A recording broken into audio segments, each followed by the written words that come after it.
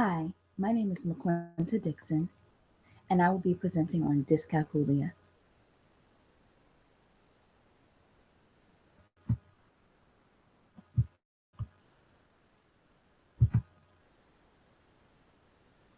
What exactly is dyscalculia?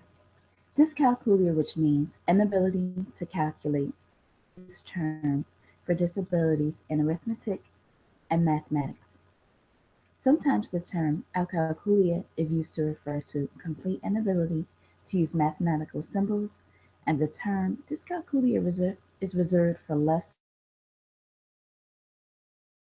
severe these. The term dyscalculia was coined in the 1940s, but didn't really become fully recognized until the 1974 work of Czechoslovakian Ladislav Kas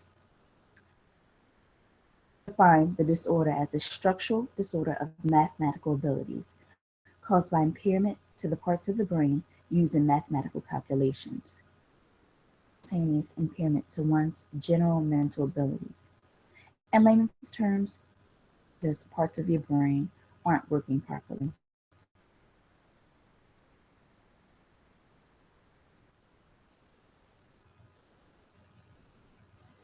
Prevalence of dyscalculia.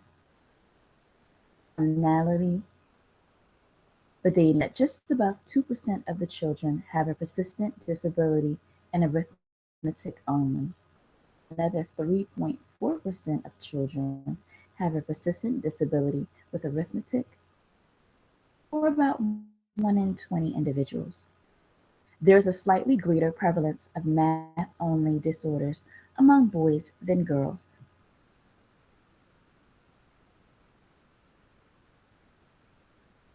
Dyscalculia may manifest itself through the student's inability to conceptualize number, relationships, and outcomes of numerical operations.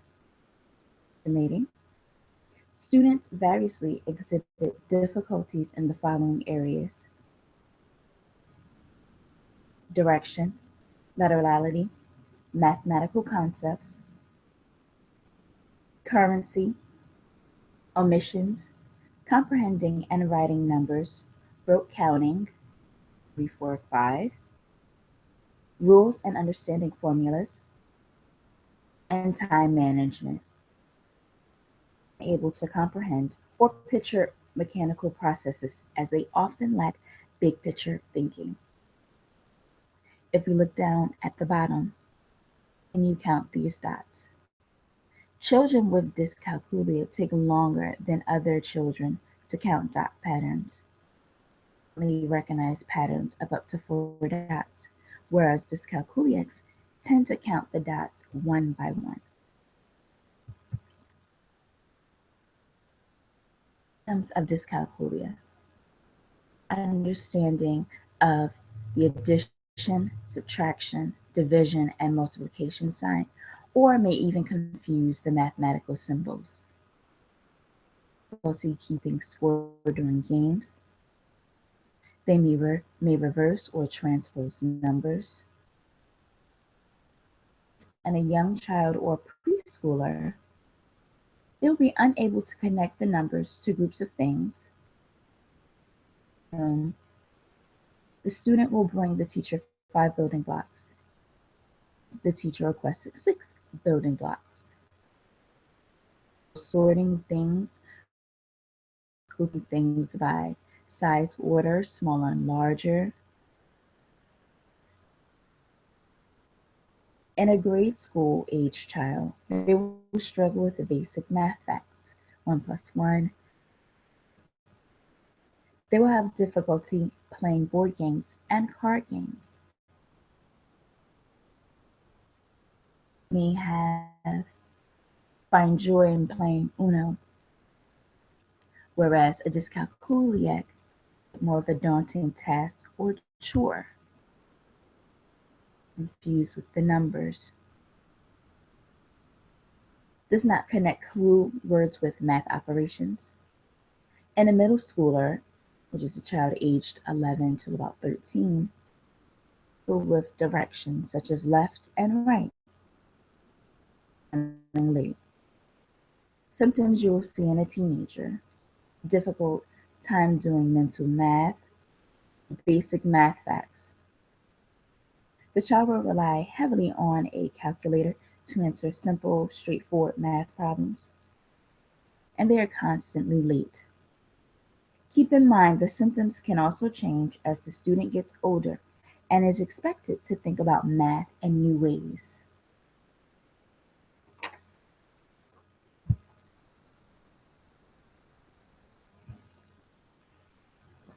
There are different types of dyscalculia.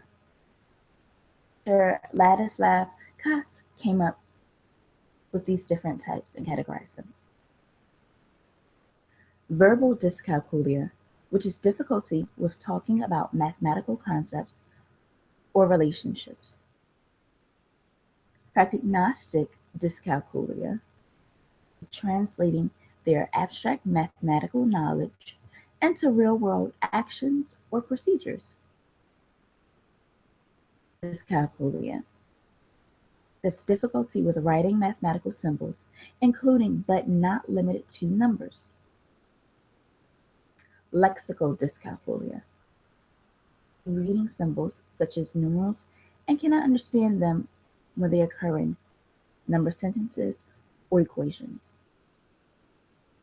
There's operational dyscalculia, performing mathematical operations or calculations. And lastly, diagnostic dyscalculia. That is difficulty with tasks that require an understanding of mathematical ideas and relationships, such as identifying numbers is a larger or smaller.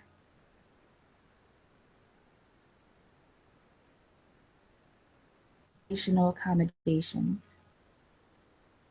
Educators have to teach different ways to learn math facts and math concepts. Educators should review with the student for teaching new math skills and math concepts. Please allow the student to talk about how to solve the problems. These things out loud. This will help them visualize the problem. Use manipulatives such as coins, blocks, puzzles, and counters. Please implement small group instruction instead of whole group instruction. The small group instruction will give them the personalized attention that they need. Also, utilize chunking, taking larger concepts into smaller concepts.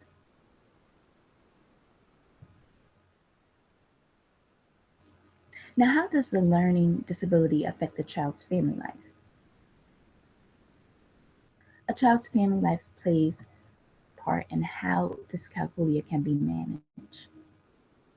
To be patient and very understanding. Families can create a schedule of important events and chores to keep track of the child. A family schedule that will not only keep the student organized, but the entire family. So the child does not feel isolated. Families have to come together to help one who is affected by the dyscalculia.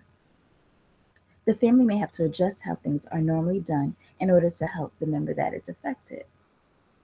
A member of the family has dyscalculia, everyone does. And everyone has to be on one accord so that way that child can succeed.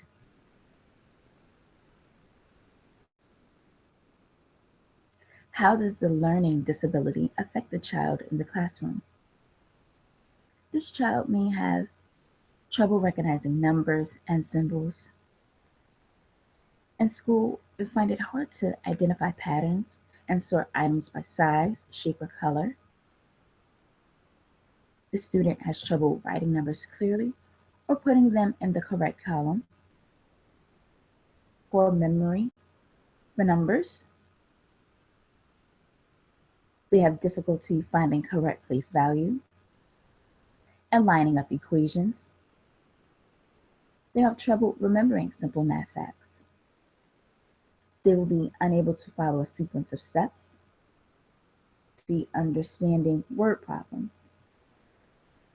They'll find it difficult to visualize patterns, difficulty measuring things.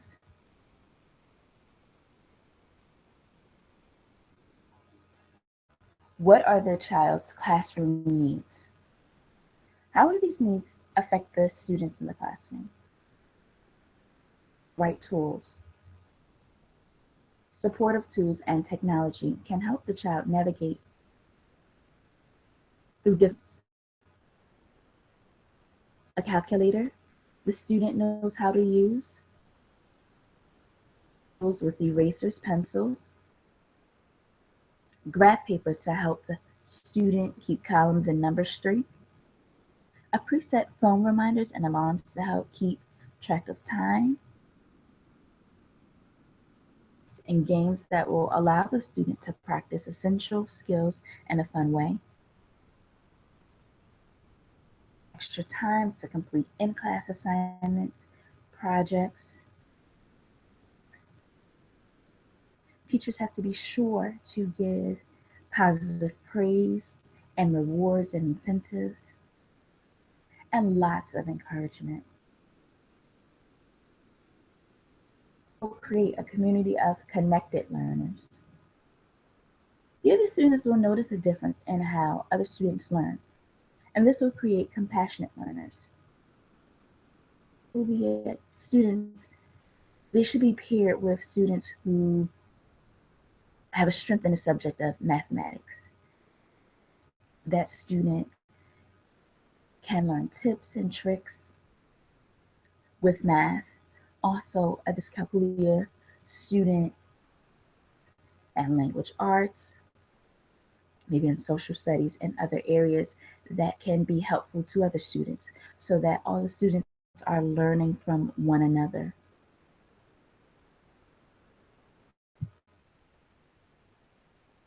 Are the child's personal needs due to this learning disability? Individuals with dyscalculia need support emotionally and socially. Lots of emotional support. Learners with dyscalculia are more prone to suffer from depression and lower self-esteem, the student becoming withdrawn, and even isolate themselves. They may encounter social issues, social awkwardness, not having a social life. Dyscalculia can lead to math anxiety and even test anxiety, which can hinder a child's performance within the classroom.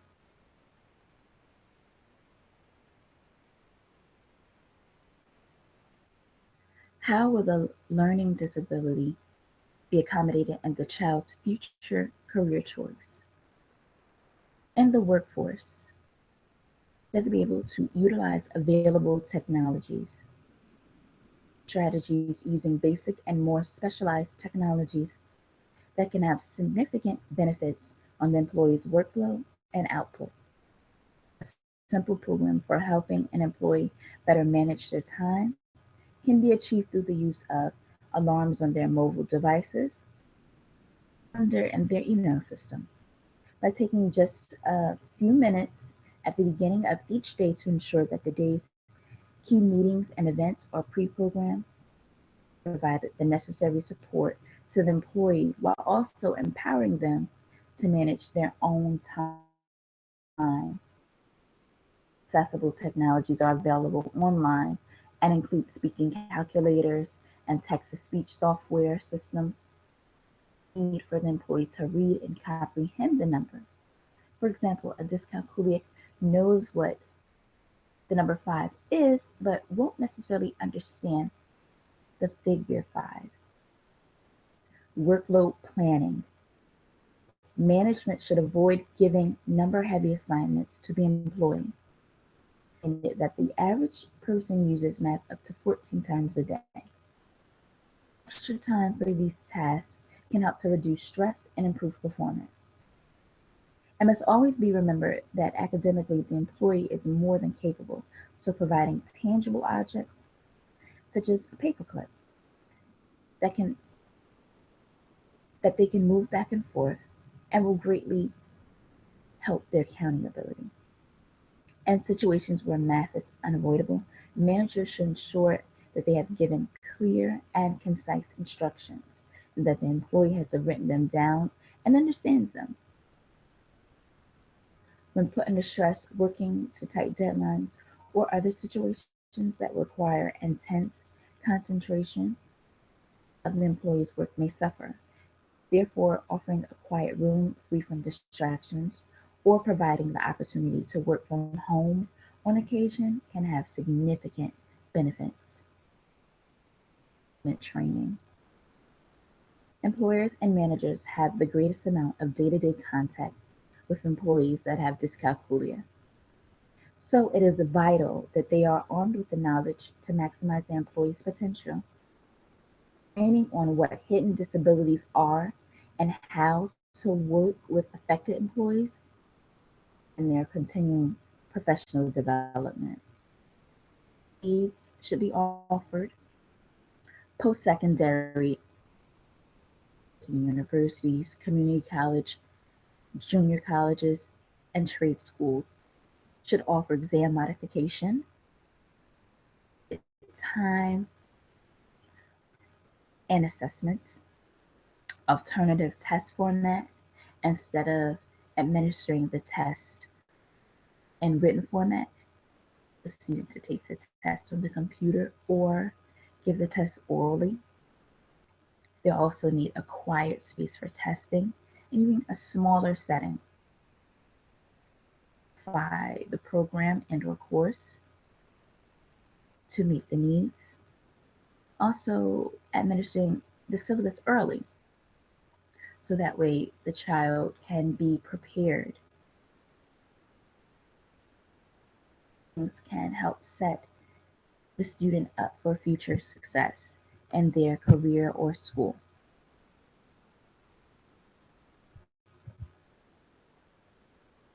Supports and services.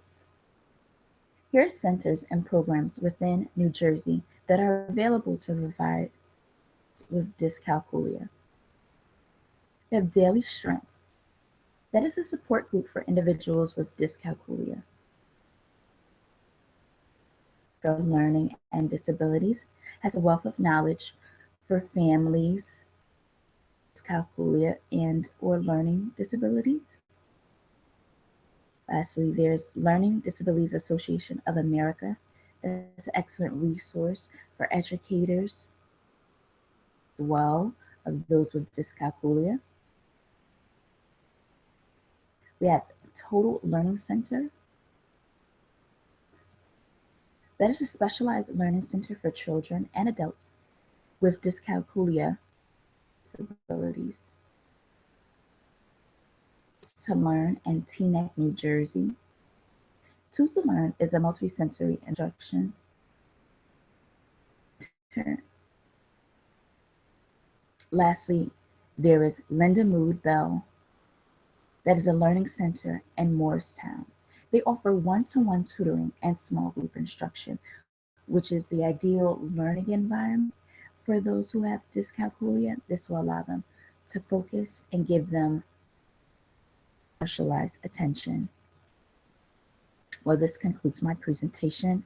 I thank you for watching and listening. I hope you were able to learn something and learn more about dyscalculia from Ms. McQuincy Dixon. And I thank you for watching.